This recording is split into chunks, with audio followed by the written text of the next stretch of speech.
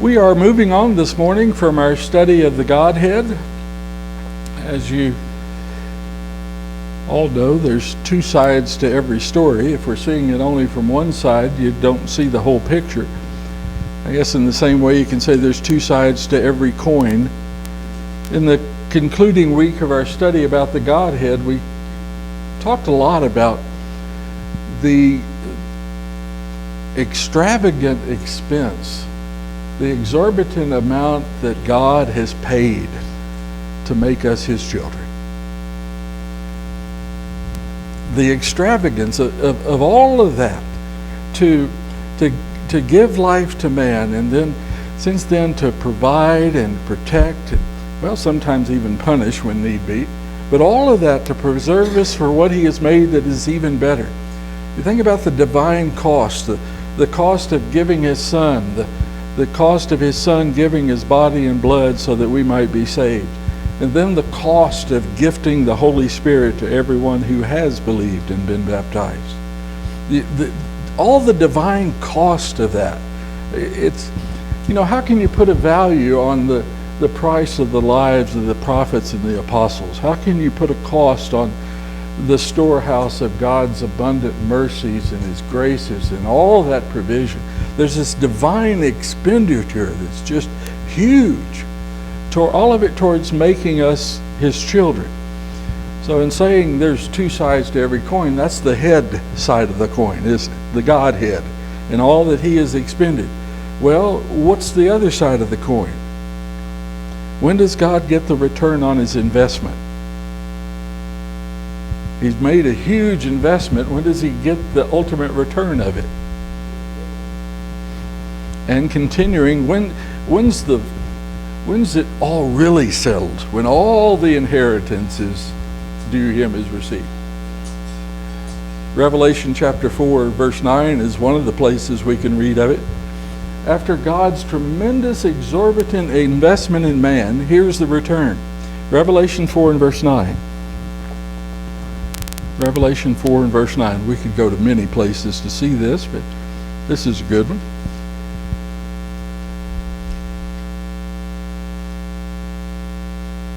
And when the living creatures give glory and honor and thanks to Him who sits on the throne, to Him who lives forever and ever, and 24 elders will fall down before Him who sits on the throne and will worship Him who lives forever and ever, and will cast their crowns before the throne, saying, Worthy are You, O Lord and our God, to receive glory and honor and power, for You created all things, and because of Your will they existed and were created.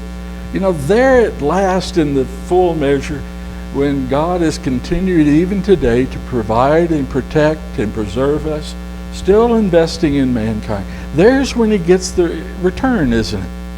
So from one side of the coin, there's the Godhead expense. From our side, what's our cost? That's what we're moving to today. Who is they in that passage? Who is they that is giving this praise, this glory and honor and power to God? It is all who have paid the price, the cost of discipleship. That's what we're going to begin to consider today. We considered the Godhead side of the coin. Now we're going to consider the tails. That's us. The cost of discipleship. To count the cost of being discipled, and most importantly, our willingness to continue to pay the price. It's to continue to invest ourselves in the Word, invest ourselves in the kingdom and in the work. Those investments from our side of the coin, those investments that we're making to increase the glory that is due to God. When you put it all in view of all that is promised and keep in view the obligations that we have as servants to Christ, the question is, not only are we counting the cost, but are we then devoting ourselves to paying the price? There's a lot of people that look at Christianity and some will right up front count the cost and say, I don't want any part of that. because I'm going to continue to live my life as I want to live it. So they count the cost. They don't even begin. But we have counted the cost to an extent. We have obeyed the gospel. We have given ourselves to Christ, to the church. But are we willing to continue to pay the price? Why are we talking about this? Because of that vision statement up there. That's, okay, we are already this people, but there's going to be some cost in our reflecting Christ's love, isn't there? There's going to be some cost in our devotion to connecting this community to the truth. And so, certainly, God has paid the price to make us this people, but are we willing to pay it to continue? Yes, sir.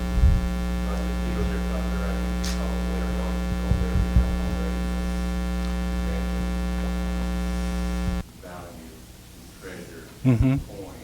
Right. And I happen to think of a passage in Matthew chapter 6 and specifically verse 21. But verse 20 says, well, I'll back up. Verse 19, do not lay up for yourself treasures upon earth where moth and rust destroy and where thieves break in and steal, but lay up for yourself treasures in heaven where neither moth nor rust destroys and where thieves do not break in or steal. And then verse 21, for where your treasure is, there will your heart be also. Well, that leads to this question. In view of all that God has given us and promised us, what's the evidence that we value it at all? What's the evidence that we value it all? By what you give back. If He gives you all of that, but then you're continued to do your own thing, lay your own treasure, live your own way, then what He's given you, you're saying is effectively junk, isn't it? The evidence of its worth is what we give to it, isn't it? The cost of that. And so there is indeed a price. It's ultimately because we have received this gift from God. And the eternal life, of course, is the gift. It's a gift received from God's abundance of grace, but its value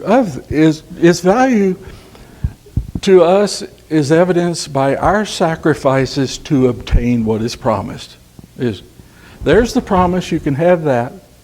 Whenever I get to the word obtain, I go immediately to the Apostle Paul. What's he say in the letter to the Philippians 3 and verse 12? He's got this tremendous urge to leave this life and go to be with God. But he says there, he has not obtained it. Philippians 3 and verse 12. He has not obtained heaven. He has not even obtained complete righteousness that he desires to obtain heaven. He understands that there are mutual expenses. God has made this tremendous investment in him to buy him, to equip him for ministry and all that he does. But there are mutual costs in laying hold of that prize, aren't there? So he's anxious to lay hold of it. In simplest terms, I'd put it this way. Christ paid the price willingly. And because he paid it willingly, we ought to be able to pay the price gladly. Shouldn't we? Because of what he did willingly, we should be willing to pay the price gladly. Now, when we talk about cost, almost sounds too simple a question, but what's the definition of cost? The new definition current is an amount that has to be paid or spent, either way, spent to buy or to obtain something again. Well, Paul is making those investments. He is spending his life to obtain heaven. To consider this, I want us to look at Luke chapter 14. Luke chapter 14.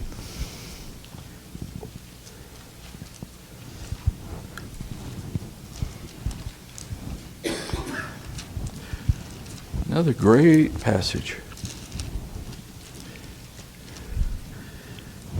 We're going to pick up 4 points in this passage about discipleship. Verse 25, Luke 14, verse 25. Now large crowds were going along with him, and he turned and said to them, "If anyone comes to me and does not hate his father and mother and his wife and his children, his brothers and his sisters, yes, even his own life, he cannot be my disciple. Whoever does not carry his own cross and come after me cannot be my disciple. For which one of you, when he wants to build a tower, does not first sit down and calculate the cost to see if he has enough to complete it? Otherwise, when he has laid the foundation and is not able to finish, all who observe it begin to ridicule him, saying, 'This man began to build and was not able to finish.' Or what king, when he sets out to meet another king in battle, will not first sit down and consider whether he is strong enough with 10,000 men to encounter the one coming against him with 20,000? Or else, while the other is still far away, he sends a delegation and asks for terms of peace. So then, none of you can be my disciple who does not give up all his own possession." Now, what kind of invitation is that? I'm being a little snarky about it on purpose, but what kind of invitation is that, Jeff, to say, "Come and follow me," but then immediately give you all the reasons that you can't? Now, we're going to consider another invitation later that gives all the reasons why they should, but here, all the reasons that you can't. 4 points. Verse 25 through 27, it's a matter of priorities. Verse 28 through 30, it's a matter of planning. Verse 31 and 32, it's a matter of purpose. Verse 33, it's a matter of possession. Yes, sir? Well, in here, Luke, he's giving us the idea that we need to realize what we're going to have to do prior to just making a movement so we can expect Yep. and resist when the problems come about. Yep.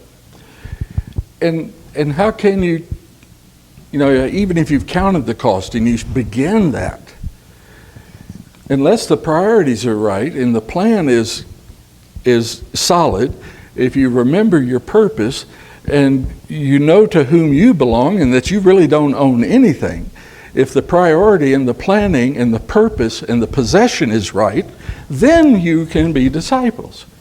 It's a strange invitation in that way. But notice this, verse 25 through 27. To invite them to come, but first thing you say is why you cannot. What kind of invitation? It's an honest one. It's an honest one. It says up front that true discipleship is not some kind of honorary title. You know, they're used to Jews strutting around with all their finery and their phylacteries and all the stones on their vest and all that. This isn't some honorary position. This is a work. It's not an honorary title, but it is a privilege for which one will pay dearly. Well, how dearly? No earthly relative, no earthly life, no earthly obligation can be dearer to you than Jesus. Boy, he's thinning them out fast, isn't he? And it's intended to do that. If you're going to be a true disciple, we're also going to be talking about this in this morning's lesson, who are truly Jesus' disciples. No earthly relative, no earthly obligation, not even your life, is dearer to you than Jesus. And what's he say right up front? If it's not that way, you cannot be a disciple. Yes, sir.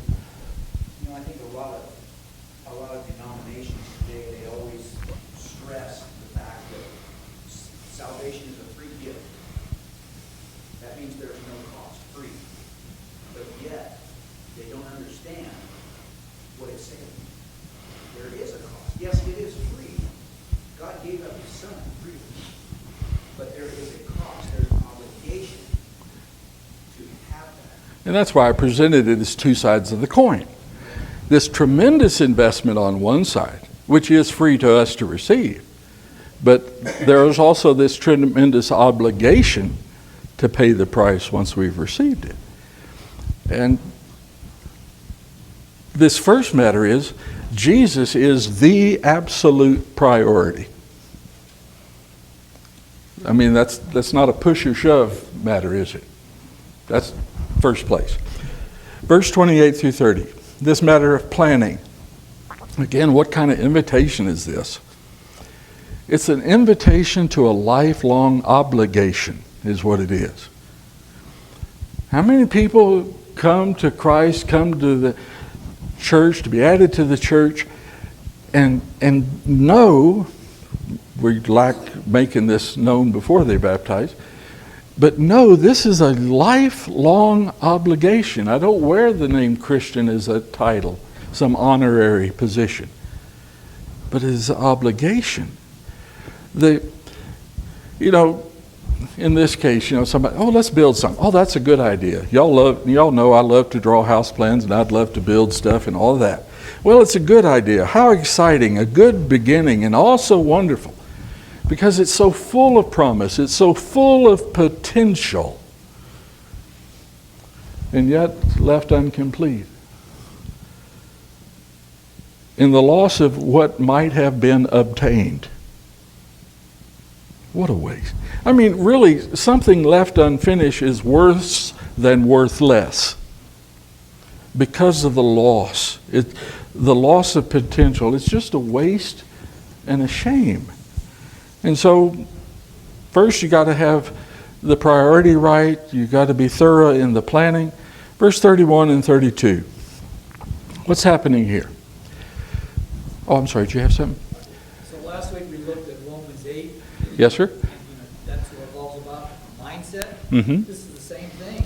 Christians have to have this mindset to be able to do the thing God requires of us. It's not just haphazard. I think about it sometimes in terms of some parents and the way some raise their children. Well, I had this child, and I fed them and clothed them for a couple of years as babies, and now I just shove them out in the world and put them on automatic pilot and think they're going to turn out right on the other end. No, it doesn't work that way, does it? There's got to be a plan. You've got to set a purpose for that life. You've got to set priorities and instill in them those things. You don't just set them out there on automatic pilot. Not good parents in any stretch. But then you come to this matter in verse 31 and 32. Here you've got a king. This is a man who's appointed as a king. He doesn't have any inherent power. He's appointed to a position, but he's also got a great responsibility in that. What's he going to do? Verse 31. Well, when he's going to meet another king, and this is a battle. We're not told what the battle's about, who's wronged whom, or if it's just for land or what. But you're going against this other king. Maybe you only have 10,000, but he's got 20. Well, maybe your 10,000 are trained and his 20,000 aren't. I mean, just the numbers themselves doesn't determine who wins, does it? How many times did Israel win with just a handful against 100,000? The number's not the thing. But what's the first thing he ought to do? Go out and meet your opponent. Before you go to battle, go talk. I mean, the purpose here to be accomplished is establishing peace. So if you want to make peace, you have to know the opponent of peace. And so this king here, it's a matter of purpose. Is he just wanting to go out there and fight and to prove he's something great? No, remember your purpose. It is establishing peace. So, priorities, planning, remember your purpose. What's the fourth point? Verse 33. None of you can be my disciple who does not give up all his own possessions. Interesting the way it says it. It makes it really emphatic. all his own. It's kind of redundant to say it that way. All his own possession. You know,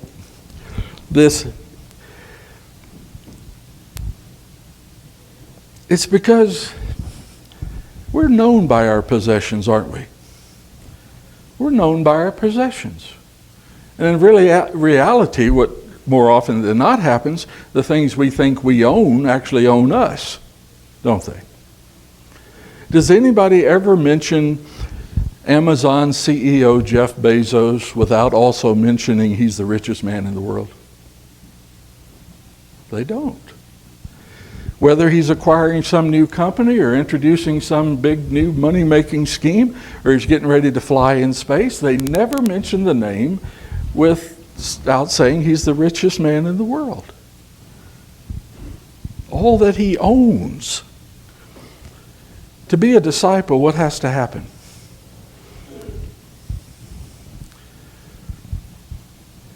One's own possessions have to be devalued.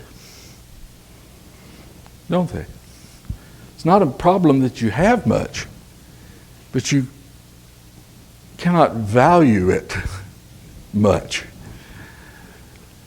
Yeah, I think immediately of Saul come Apostle Paul. What did he say about all the things that he had before? Just garbage, wasn't it? Of no account, no use, gained nothing. He had no hope by owning all that. It was just rubbish.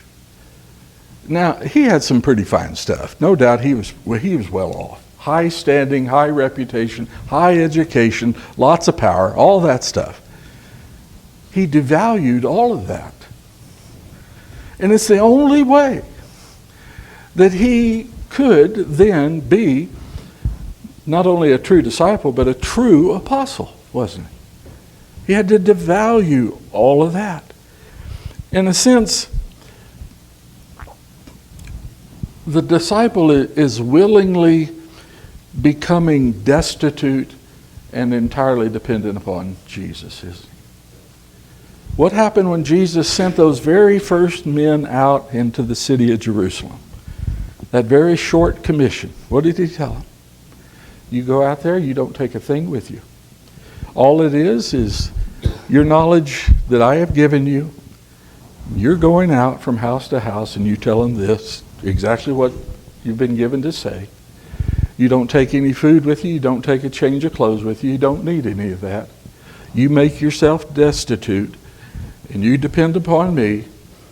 You really, when they went out into that city of Jerusalem, they didn't own anything because they were giving up their reputations. They were giving up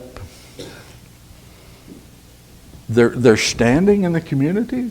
I mean, these were known people. And all that people understood them to be, whether it is by what they owned or by their position or of power, whatever, all that people understood them to be suddenly really has to be chucked to the wind, doesn't it? You don't own anything. What's the problem? I mean, I think about these early disciples. They're very much like Abraham.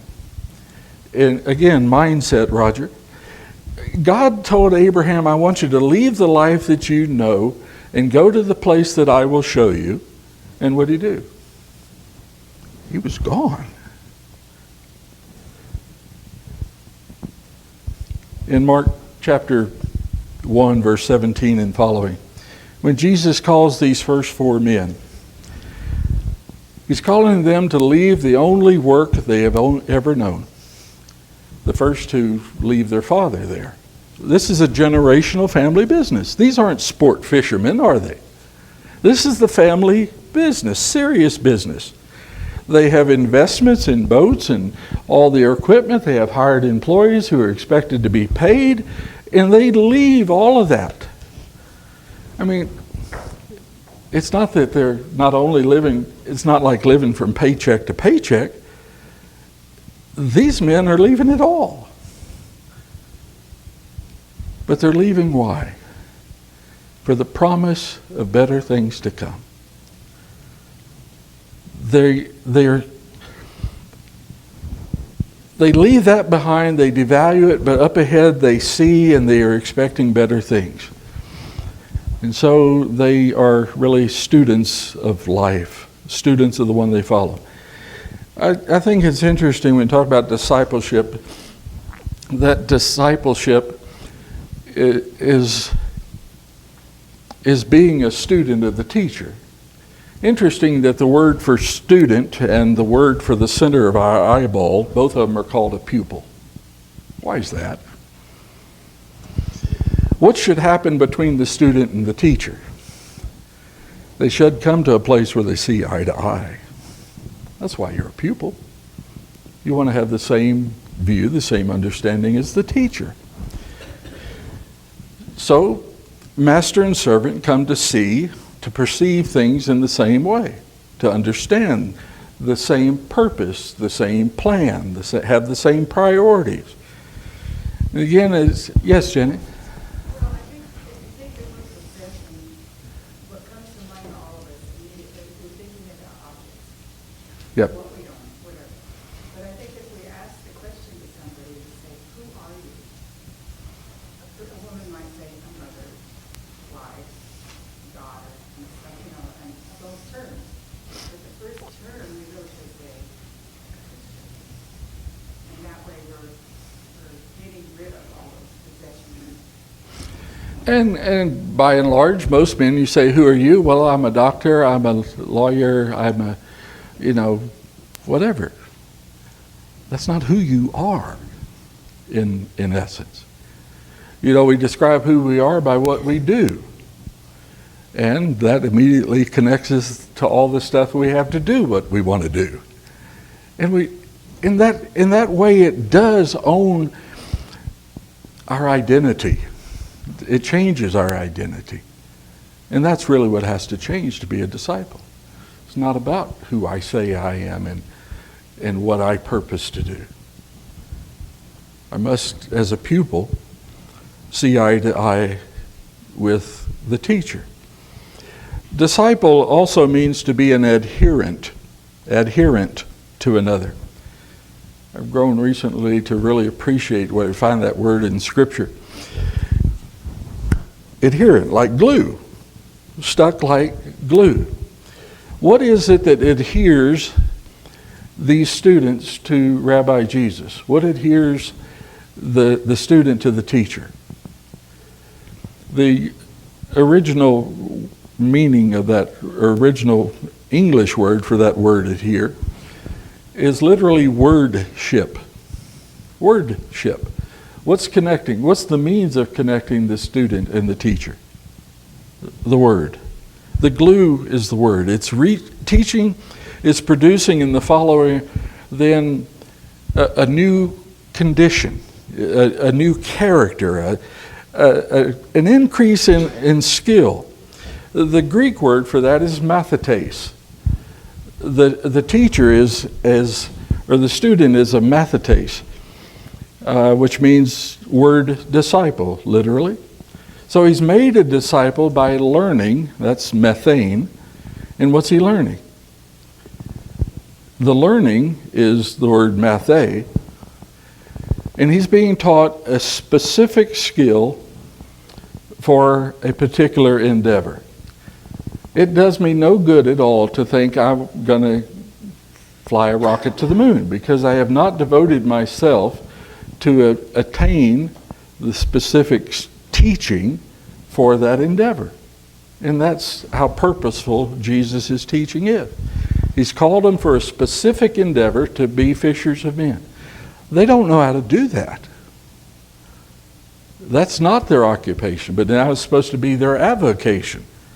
But the teacher, the mathetes, and the student, and the methane, and the mathe, the particular teaching, that's all the education for a specific endeavor. Now, despite all those negative things in Luke chapter 14, how am I doing on time, Roger? I'm still trying to figure out. 10 minutes? About 10 minutes left? Yeah. Okay. Despite all those negative answers, when he said, come and follow me, and then tell them all the reasons they cannot. Go to Matthew chapter 11. Despite all the cannots, discipleship is possible, isn't it? It is possible. Matthew chapter 11, verse 28 through 30.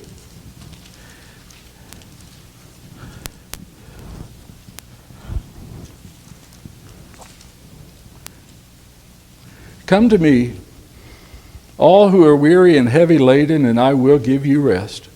Take my yoke upon you and learn from me, for I am gentle and humble in heart, and you will find rest for your soul. For my yoke is easy and my burden is light. Okay, they've heard all the reasons why they cannot be disciples. Here's all the reasons that you really want to be. Now, this isn't a select call to those 12 men that he first called. This is a wide open call to all who would be disciples. What's he tell them right up front? You're going to be yoked. You're going to be tied to Christ. You are going to be controlled, but it's better than their present circumstance. Whatever their present circumstance is, however bad that is, and there he's talking about being under the burden of the law and all those laws by which there is no hope. But you're going to be yoked. It's better than the present circumstance, and the benefits are great. So again, this is all the reasons why you would want to be a disciple. The word come. It means, again, to leave everything behind. All that you have. Because I am all that you need. That's really the simplest way to summarize that verse. Leave all that you have because I am all that you need. Wouldn't it help us to trust that? He talks about weary. What's wearisome in their labor? Whether we're talking about common labor from day to day or their religious labor, what's wearisome in all that? Same old, same old.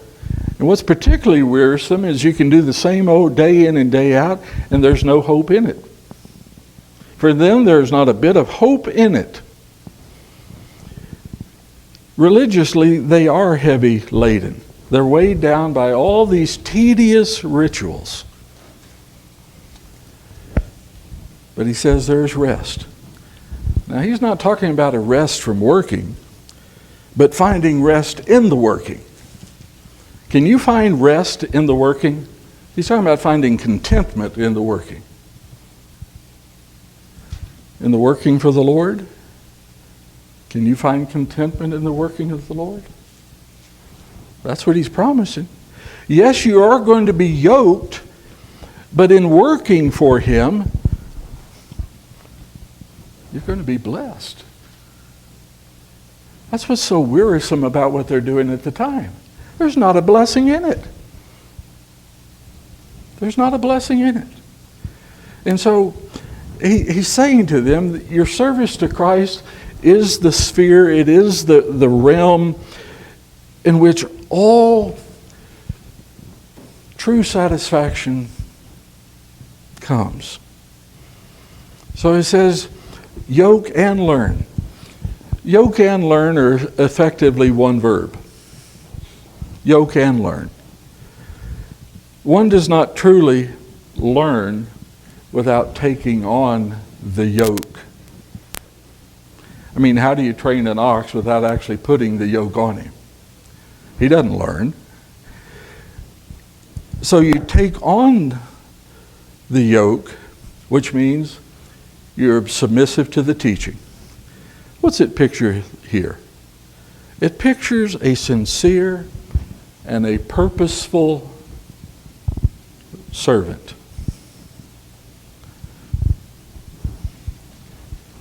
But as well as the promise. It's easy and light. Now wait a minute. What's up with that? How many of us describe being a Christian as easy and light? It's comparative language. It's comparative language between 28 and 30. This is what you have now. That's heavy. This is lighter. It's a conditional promise with conditional benefits. It's those who find life and labor, particularly under the old law, to be such a drudgery, and the means, if your work is just a matter of subsisting for one more day, that's not easy. It's not easy to get up and go to work like that, is it? Oh, I'll work again today. I'll be as poor tomorrow as I am today. No, that's not easy. But there's some conditions for this. There's conditions. Condition number one for these disciples. They have to be open to the promise of something better. How many people do you find aren't really open to the promise of something better? Jeff, we talked about it a while back. It's not that some people are just poor, but they have poor ways. They can't see another way. They don't want to see another way.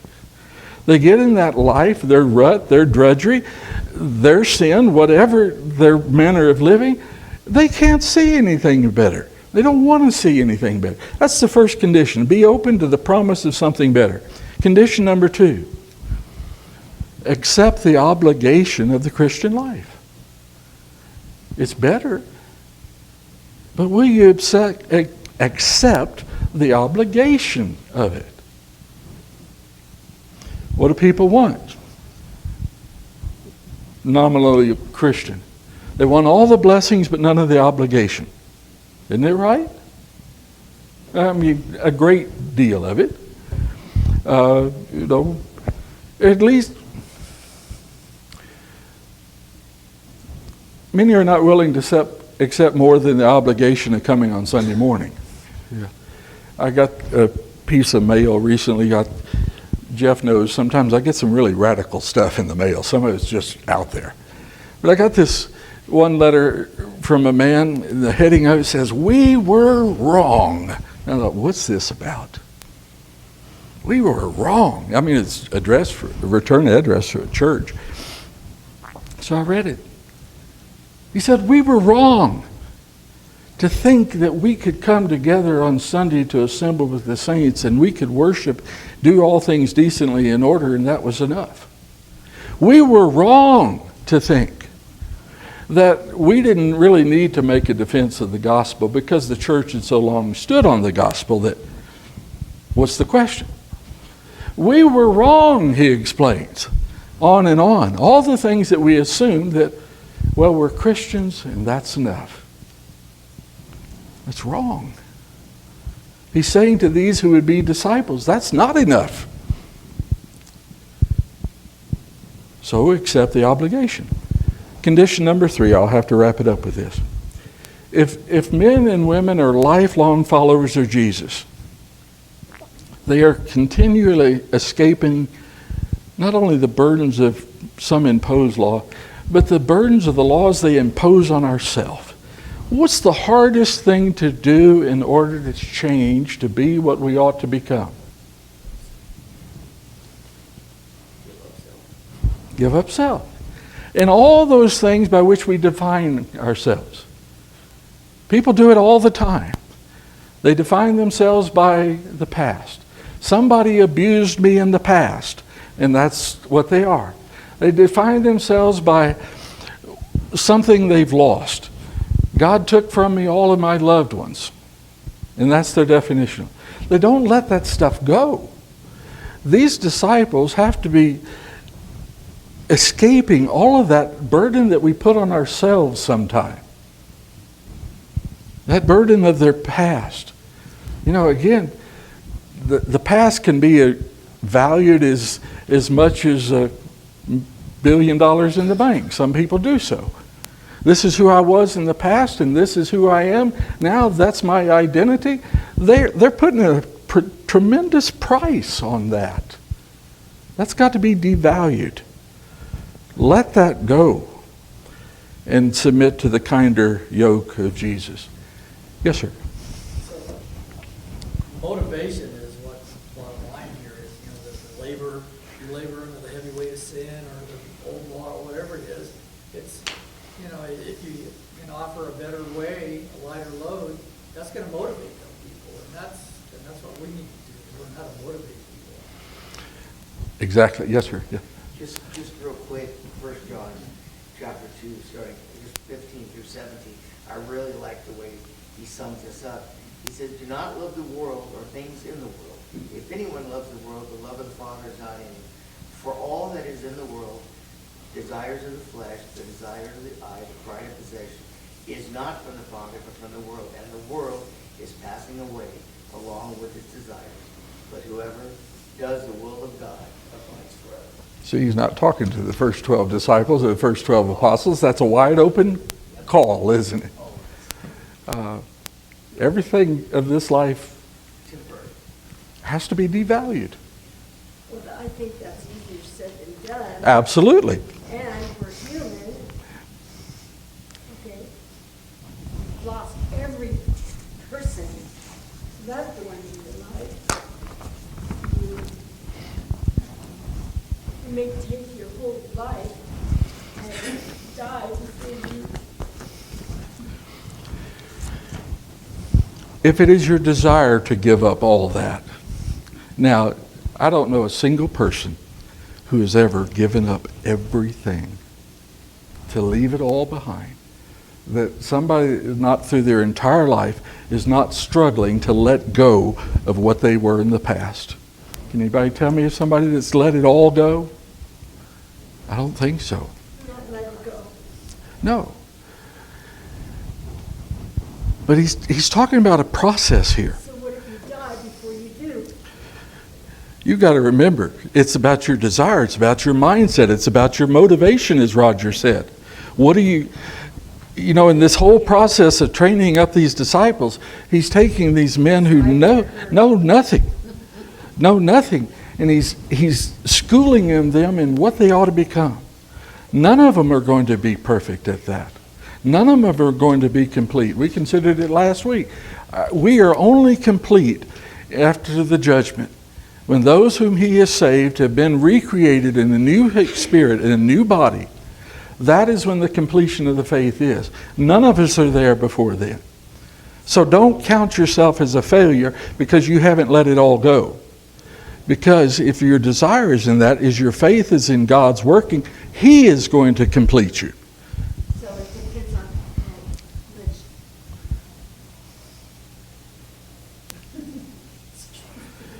Faith. How willing are you to let it go? That's one of those conditions. How willing are you to let it go? Now, if you're willing, he'll do the work. So I need a whole lot of faith. And that, in all that you read there too, it's about trust, isn't it? You let go and you trust God. That's when you're a true disciple. Folks, I haven't let everything go in my past. I'm sorry, I haven't. Yes, Jeff. It's interesting, when he called them, he gave them something to think about. They were fishermen. I'm going to make them fishers of men. He didn't say, I'm going to dress you up as a sea tonight. I'm going to put you at something that you are totally foreign to. He said, I'm going to make you fishers, but of a different. You're going to have something different. All about motivation, about priorities, planning, remembering the purpose, and remembering to whom you belong. We're not our own possession. We're owned by God. Well, how something has come out of this. Something good has, since I've been here, so I didn't know that. So Something is coming good out of it.